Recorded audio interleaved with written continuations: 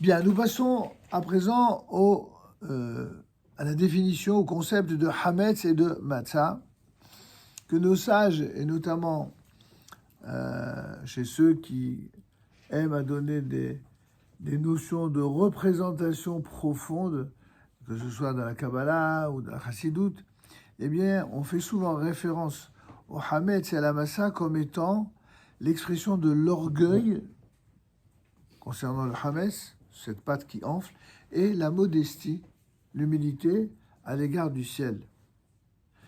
Essayons de comprendre. Le Hametz, le fameux pain levé qui est interdit à Pessah, il est créé à partir de quoi? Par la fermentation de la pâte. Cela fait allusion, disent nos sages, à l'orgueil qui enfle l'homme au-delà de sa grandeur véritable. Dès le moment où quelqu'un il se prend pour ce qu'il n'est pas, quelqu'un qui a une haute opinion de lui-même, alors qu'il n'est pas du tout à ce niveau-là, on n'est pas en train de parler de quelqu'un qui a de l'amour-propre ou quelqu'un qui a de la dignité. C'est normal d'avoir de l'amour-propre, c'est normal d'avoir de la dignité. Il n'y a pas... Mais avoir une haute opinion de soi au point d'atteindre l'orgueil, c'est autre chose. C'est la partie négative de cette mida. Face à cela, justement, la matzah fait allusion à la vertu de l'humilité, cette humilité qui a incarné notamment le plus humble de la terre, à savoir Moïse lui-même. La matzah demeure à sa taille initiale, exactement telle que Dieu l'a créée d'après la tradition. Il convient de se demander si le Hametz fait allusion à l'orgueil. Si on est ainsi que le Hametz fait allusion à l'orgueil, alors pourquoi tout au long de l'année n'y a-t-il pas de mitzvah de s'abstenir, d'en consommer? Comment se fait-il, d'ailleurs, je prolonge la question suscitée ici, comment se fait-il que le Hametz, le pain, c'est une des choses les plus sacrées au point qu'on n'a même pas le droit de laisser tomber du pain par terre et que s'il tombe, on le ramasse, on nettoie, on le ramasse, on l'embrasse. On n'a même pas le droit de jeter le pain. Le seul pain qu'on a le droit de jeter, c'est le pain qui s'est détérioré, qui est taché, ou qui est tellement dur comme de la pierre qu'il est inconsommable. Mais tant qu'un pain est consommable, on n'a pas le droit de le jeter. Alors, c'est ça la question qu'on pose ici. Comment l'élément le plus sacré, le plus qui fait l'objet de tant et tant de précautions, devient pendant les 7 jours de Pessah ou 8 jours en dehors d'Israël, l'élément le plus interdit au point, waouh, il faut le brûler. La question méritait d'être posée. En vérité, c'est qu'il existe deux sortes d'orgueil. La première sorte consiste pour l'homme à exagérer la louange de soi-même.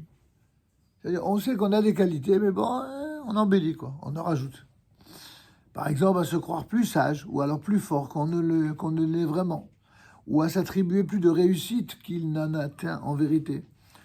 Bon, c'est, on va dire, presque un péché mignon que beaucoup d'entre nous pourront ou avons pu avoir, notamment dans notre jeunesse. On a une tendance à se regarder dans une glace et de se trouver beau. Si c'est l'autre qui vous le dit, ça va, mais si c'est soi, c'est un peu problématique. Toute personne douée de raison comprend qu'un tel orgueil porte forcément atteinte à la faculté de jugement de celui qui en est affecté. Quelqu'un qui a une haute opinion de soi de manière exagérée, son jugement va être altéré. Et donc la possibilité de manifester concrètement les qualités dont il est pourvu vont en pâtir d'une certaine manière. Un tel orgueil est interdit effectivement toute l'année et n'a aucun lien avec le fameux interdit du Hametz. Oui, c'est pas bien d'être orgueilleux. Oui, c'est pas bien de se prendre pour plus que l'on est. Oui, c'est bien d'avoir de la mesure et de la retenue toute l'année et pas que pour Pessah. On est d'accord sur cet orgueil-là. Maintenant, il y a une deuxième catégorie d'orgueil à laquelle cette catégorie se rapporte l'interdit du Hametz de Pessah. C'est l'orgueil de l'homme face à son Dieu, à son Créateur. D'accord, c'est pas une relation égocentrée ou égoïste. C'est la relation vis-à-vis de Dieu. Le fondement de la foi consiste à savoir que l'Éternel, c'est lui qui a créé le monde, c'est lui qui a fixé sa destination, et que la racine de toute chose dépend de lui seul. Quoique l'Éternel ait conféré à l'homme la possibilité, certes, de s'améliorer, de perfectionner, de développer le monde, il ne s'agit en vérité que du développement des branches. Tandis que sur les racines des choses, l'homme n'a véritablement aucune prise. Elles ne sont toutes que créations divines. C'est pourquoi quelqu'un de pieux, quand il réussit quelque chose, il ne fait pas le matador et le beau gosse, là. Il dit « Je t'abasse, merci mon Dieu ». Il n'est pas en train de s'attribuer à lui les mérites. S'il commet des bêtises, il dit « Hatati aviti ». Là, oui, il se sent coupable. Mais s'il réussit quelque chose, il dit « Baruch Hashem ». Ça, c'est un juif normal, qui raisonne normalement. L'Éternel créa la vie, la Torah et le monde. Il créa l'homme à l'image divine et donna sa Torah à Israël. Sur tous ces principes-là, l'homme n'a aucun titre à intervenir.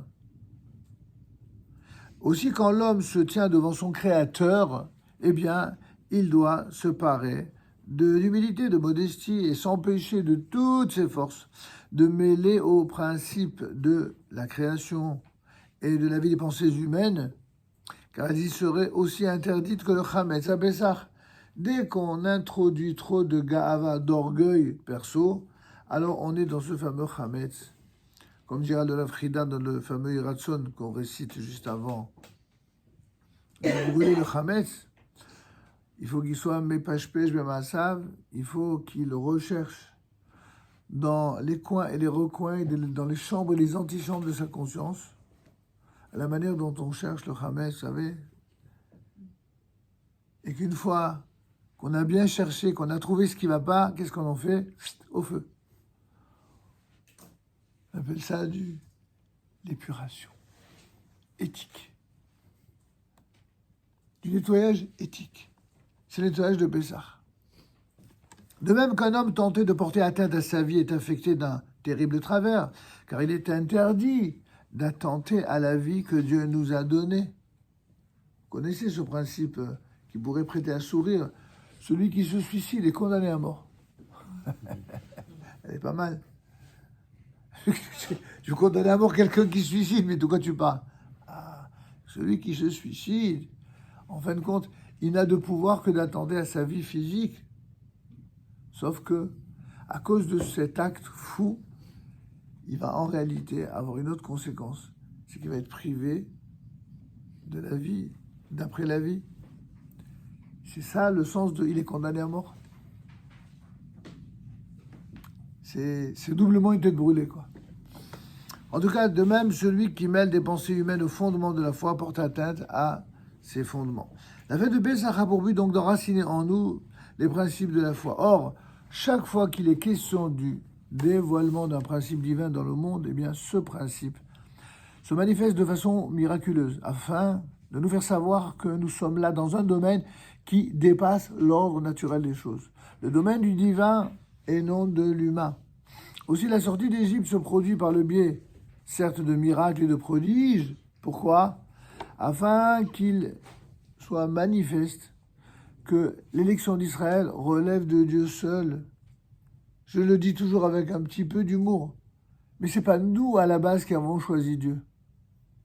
On vient de voir la fête de Pourim que oui, qui est mauvais qui belou. À un moment donné, les Juifs aussi, ils ont choisi Dieu. Mais au départ, c'est pas nous qui avons, c'est Dieu qui nous a choisis. C'est Dieu qui nous a choisis. C'est pas nous qui l'avons choisi à la base, au départ. De même, la Torah fut donnée par le biais de miracles manifestes en une génération qui vécut dans des conditions miraculeuses durant 40 ans dans le désert, et cela afin qu'il fût notoire que le don de la Torah relève entièrement du divin. Tout ce qui se passe autour du peuple d'Israël est irrationnel, tout est divin. Et c'est pourquoi ceux qui prétendent à une liberté qui vient contrecarrer les décisions divines seront toujours en porte-à-faux. Et avec Dieu et donc avec le peuple d'Israël. En d'autres termes, nous intégrons les principes de la foi, mais nous ne les créons pas. Aussi, la Pessah, fête destinée à l'enracinement en nous des fondements de la foi, nous est-il ordonné de nous prémunir avec grand soin contre la moindre trace de Hametz et bien sûr de manger de la matzah, le fameux pain azim, expression de la modestie, de l'humilité et de la foi. En revanche, pendant l'année, nous nous consacrons aux branches, aux ramifications que nous devons développer et perfectionner, alors le Hametz, il est souhaitable et digne de considération. Le Hametz, dans ce cas-là, c'est l'audace, c'est l'esprit d'initiative, c'est la création, la réalisation. Ça, c'est nécessaire pendant le reste de l'année. Et ça n'est pas en contradiction avec la libre soumission à Kadosh Baruch Hu. D'accord? Y a-t-il des questions là-dessus? C'est bon, c'est clair? Donc, alors on va passer maintenant à l'interdit du Hametz et à sa définition. On va aller dans le corps du sujet.